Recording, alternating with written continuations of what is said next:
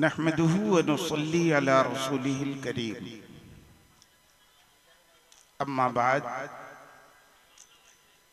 फ़अऊज़ु बिल्लाहि मिनश शैतानिर रजीम। बिस्मिल्लाहिर रहमानिर रहीम। हुवल्लज़ी बअस फ़िल उम्मिय्यीन रसूलन मिनहुम यतलू अलैहिम आयातिही व युज़क्कीहिम व युअल्लिमुहुमुल किताब वल हिकमह व इन कानू मिन क़ब्ल लफ़ी ज़लालिम मुबीन। सदक़ल्लाहुल अज़ीम व बल्लग़ रसूलुहुन नबियुल अमीनुल करीम व नहनु अला ज़ालिका लमिनश शाहिदीन वश शाकिरीन वल्हम्दुलिल्लाहि रब्बिल आलमीन। आइए सबसे पहले हम और आप दोनों मिलकर एहतराम व अक़ीदत के भरपूर जज्बात के साथ आक़ाए नामदार कौनैन के मालिक व मुख्तार जनाबे मुहम्मदुर रसूलुल्लाह सल्लल्लाहु अलैहि वसल्लम की बारगाह नाज़ में दुरूद पाक का नजराना पेश करें। अल्लाहुम्मा सल्लि व सल्लिम व बारिक अला सय्यिदिना व मौलाना मुहम्मदिन मादिनिल जूदि वल करम व अला आलिहि व सहबिहि व बारिक व सल्लिम। सलातुम व सलामन अलैका या रसूल अल्लाह, सलातुम व सलामन अलैका या हबीब अल्लाह। किस शाह ने रखे हैं कदम रूए ज़मीं पर,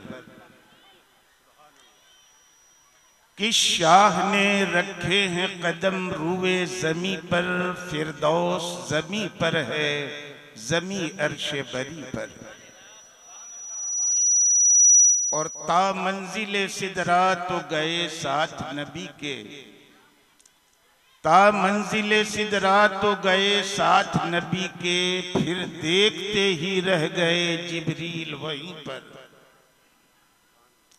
और न तख्त ताज न दुनिया की हुक्मरानी दे, न तख्त ताज न दुनिया की हुक्मरानी दे। मेरे खुदा मुझे तौफीक़े नात खानी दे। और जहां मैं जाऊं नबी का गुलाम कहलाऊं, मेरे वजूद को ऐसी कोई निशानी दे।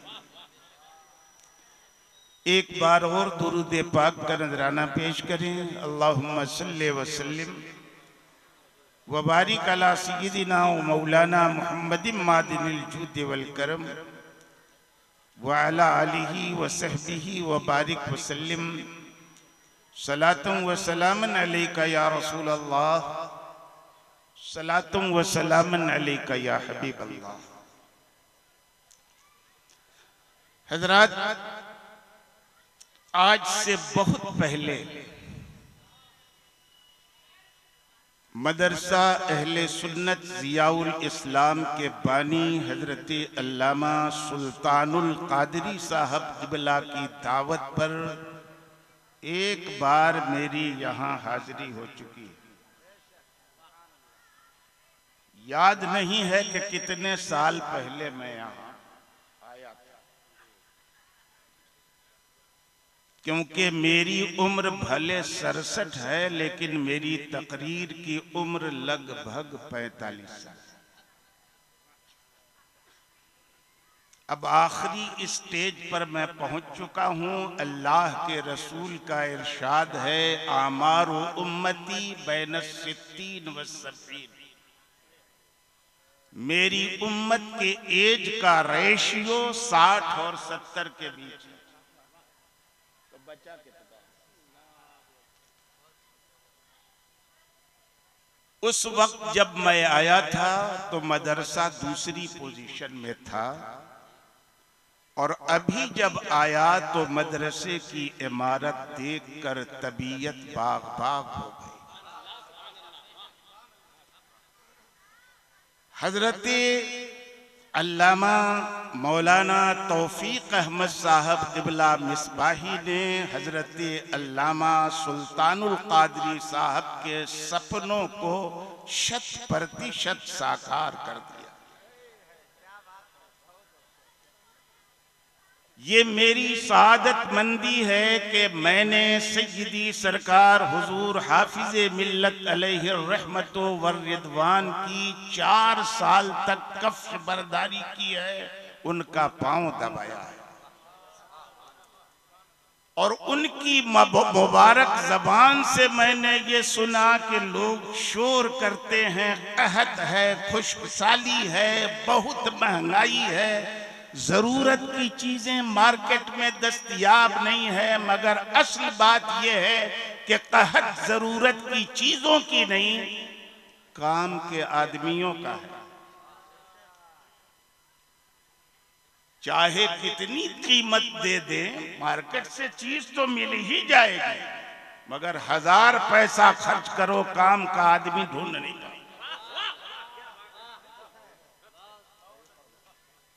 नहीं मिलेगा काम का आदमी, ढूंढ के देखिए आप। तो आप खुश नसीब हैं कि हजरत अल्लामा मौलाना तौफीक आलम साहब क़िबला मिसबाही जैसा सरगर्म नौजवान मुतहर्रिक और फ़आल आलिम दीन आपके इदारे को मिला। इनकी आपको कदर करनी चाहिए। अगर छोड़ दिया इनको तो पकड़ना मुश्किल हो जाएगा, ऐसा आदमी। इनकी हमराही में हजरत अल्लामा मौलाना सरफराज रहबर साहब, नाम से ऐसा लगता है कि शायरी करते होंगे, और अगर शायरी करते होंगे तो हमसे जरूर आशना होंगे, क्योंकि बहुत सारे ग्रुप में मेरी शायरी भी चलती रही।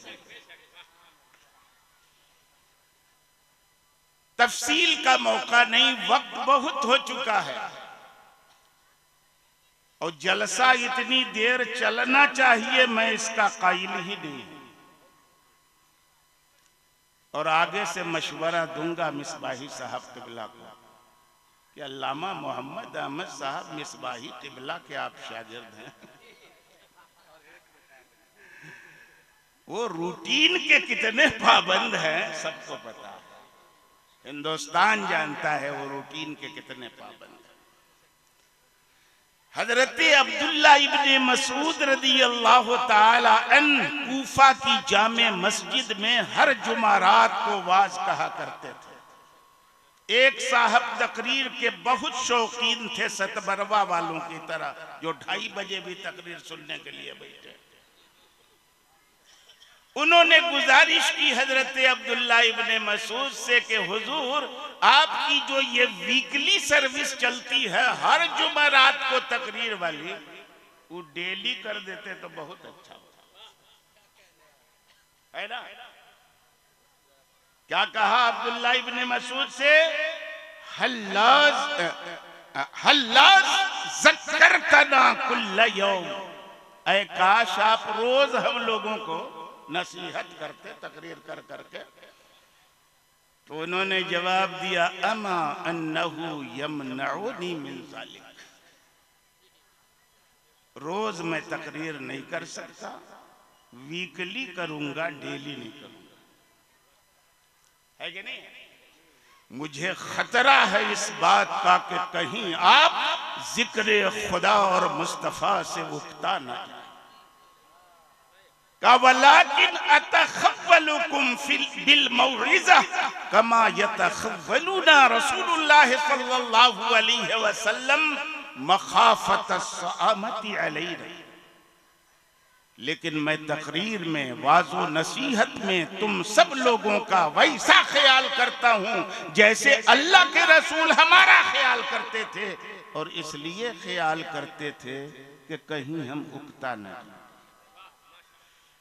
कितनी सुनिएगा तकरीर आप लोग, हत्ता मतलइल फज्र, कितनी सुनिएगा। खैर, मैंने कुरान की एक आयत पढ़ी, अल्लाह रब्बुल इज्जत इरशाद फरमाता है, हुवल्लज़ी बअसा फिल उम्मिय्यीना रसूलन मिनहुम, वही वो जात है जिसने उम्मी लोगों के बीच एक अजीमुशान उम्मी रसूल को भेजा।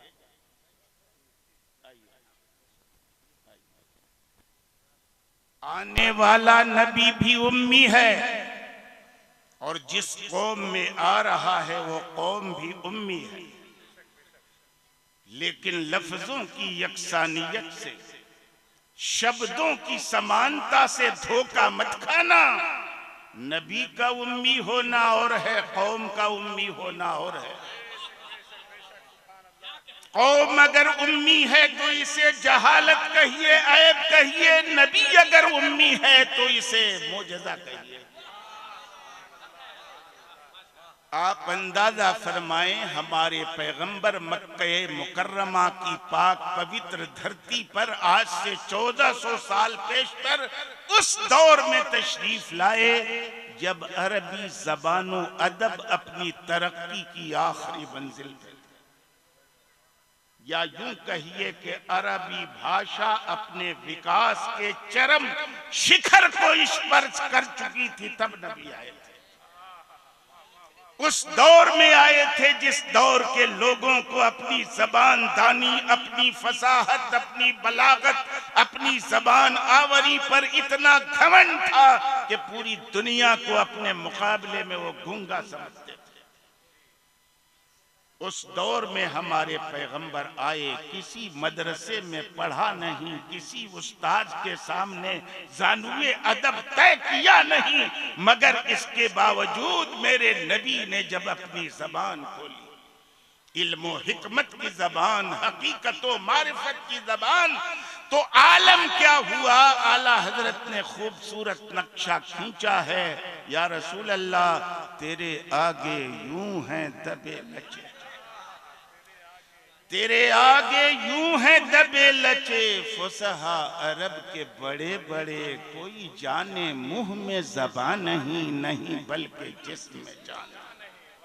नारे तकबीर, नारे रिसालत, मसलके आला हजरत। वाह। जिन लोगों को अपनी बोली पे घमंड था, हमारे नबी ने उनकी बीच जब अपनी बोली बोली तो सबकी बोलती बंद हो। और इसीलिए अहले सुन्नत व जमाअत के उलमा का कहना है कि कुरान का अगर ट्रांसलेशन करना है, कुरान का अगर अनुवाद करना है, तर्जमा करना है, तो केवल अरबिक डिक्शनरी कंसल्ट करने से काम नहीं चलेगा। नबी के मकाम को भी देखना होगा, नबी की अजमत शान को भी देखना होगा। अरबिक डिक्शनरी देखोगे तो उम्मी का माना अनपढ़ भी मिल जाएगा, लेकिन उस नबी को अनपढ़ कैसे कहोगे, खुदा ने जिसे सारे जमाने को पढ़ाने के लिए भेजा है, जो मुअल्लिम बनकर इस दुनिया में तशरीफ लाए हैं। जो पढ़ाने आता है वो अनपढ़ नहीं होता, पढ़ा लिखा होता। हाँ, हमारे पैगंबर की पैदाइश उम्मुल कुरा में हुई है तो कह सकते हो इस एतबार से उम्मी है। हमारे पैगंबर ने दुनिया में आने के बाद किसी से कुछ नहीं पढ़ा, किसी के सामने जानुए अदब तय नहीं किया, इस एतबार से कहते हो कि उम्मी है। इल्म हासिल करने का जो सामान्य साधन है, किताब पढ़ना, एक्सरसाइज बुक पे लिखना, ये साधन है इल्म का, जरूरी नहीं है।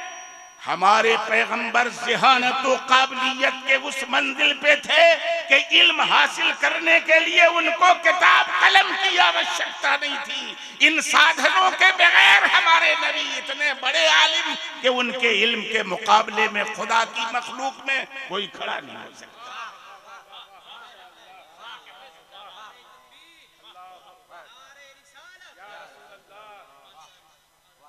तालीम जिब्राइल अमी थी बराए नाम, हजरत वहीं से आए थे लिखे पढ़े। हाय हाय वाह। दूसरे शायर के इश्क ने ये भी गवारा नहीं किया कि बराए तालीम नाम का भी, बराए नाम तालीम में भी हजरत जिब्रील अमीन का नाम आए। बोले हजरत का इल्म इल्म लदुन्नी था, हजरत का इल्म लदुन्नी था, अमीर हजरत वहीं से आए थे लिखे पढ़े। मगर ये समझ मत लीजिएगा कि हम बरेलवियों का अकीदा, उनका नजरिया शायरों की शायरी से साबित होता है। हमारे पैगंबर ने दुनिया में किसी से कुछ नहीं पढ़ा, पढ़ा है तो अल्लाह से पढ़ा है। और ये कुरान कहता है अर्रहमानु अल्लमल कुरान। काहे लाइव कर दे रहे हैं?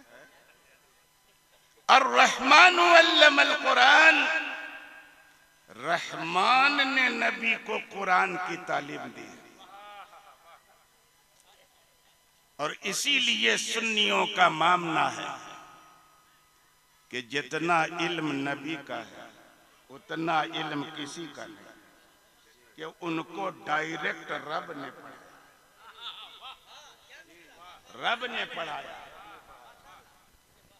अगर उनके इल्म में कोई कमी निकालता है तो दर हकीकत उनके इल्म में नहीं, खुदा की तालीम में कमी निकालता है। इसलिए यूं नजर दौड़े न बरछी तान कर, अपना बेगाना जरा पहचान। नबी के इल्म में कमी निकालना ये दर हकीकत खुदा की तालीम में कमी निकालना। क्योंकि किसी के इल्म में कमी किन बुनियादों पर होती है? कभी ऐसा होता है कि पढ़ाने वाला उस्ताद ही इनकम्प्लीट है, नाकिस है, कामिल नहीं। तो जो खुद कामिल न हो वो अपने शागिर्द को कामिल कैसे बना? फर्ज करो उस्ताद भी कामिल है, लेकिन जो पढ़ने वाला शागिर्द है वही जीनियस और ज़हीन नहीं है, तो उस्ताद कामिल रह के भी अपने शागिर्द को कामिल नहीं बना सकता। फर्ज करो उस्ताद भी कामिल, शागिर्द भी जीनियस और ज़हीन, लेकिन जो किताब पढ़ाई जा रही है वही फिसफिसी है, तब भी इल्म कामिल। फर्ज करो उस्ताद भी कामिल, शागिर्द भी जीनियस और ज़हीन, जो किताब पढ़ाई जा रही है वो भी कामिल, लेकिन उस्ताद दिल खोल के पढ़ाना ही नहीं चाहता, क्योंकि उसको डर लग रहा है कि पूरा पढ़ा देंगे तो कल मेरे ही विरुद्ध ये खड़ा हो। आजकल यही हो रहा है। बहुत सारे लोगों को हम लोग पढ़ा के पछता रहे हैं, काहे पढ़ाया गया है कि नहीं है? आप लोगों को भी हो जाएगा तजर्बा धीरे धीरे, है ना? अभी तो 10-15 साल की खिदमत होगी तदरीस वाली, मैं तो 45 साल का कर चुका हूँ ना। तो डर लगता है काहे पढ़ा देगा तो कहीं मेरे मुकाबले में खड़ा हो जाए। तो उस्ताद भी के खुल के पढ़ाना नहीं चाहता, इसलिए इल्म में कमी होती है। फर्ज करो उस्ताद भी कामिल, शागिर्द भी जीनियस और ज़हीन, जो किताब पढ़ाई जा रही है वो भी कामिल। उस्ताद दिल खोल के पढ़ाना भी चाहता है, मगर शागिर्द पढ़ना ही नहीं चाहता, इसलिए कि बहुत ज़हीन है, और जो बहुत ज़हीन होता है अक्सर शरीर होता है ना? आम खास मतलब हर शरीर ज़हीन होता है, लेकिन हर ज़हीन का शरीर होना चाहिए। पढ़ना ही नहीं चाहता, तब भी इल्म कामिल नहीं होगा। मगर यहां मैं जिस तालीम की बात कर रहा हूं, वो यहां पढ़ाने वाला अल्लाह है, जो इतना कामिल है कि उसके आगे किसी कमाल की कल्पना नहीं की जा सकती, तसव्वुर नहीं किया जा सकता। और जो पढ़ने वाला शागिर्द है वो इतना ज़हीन है, इतना जौहरे काबिल है कि खुदा की मखलूकात में उसके मुकाबले में दूसरा कोई है नहीं।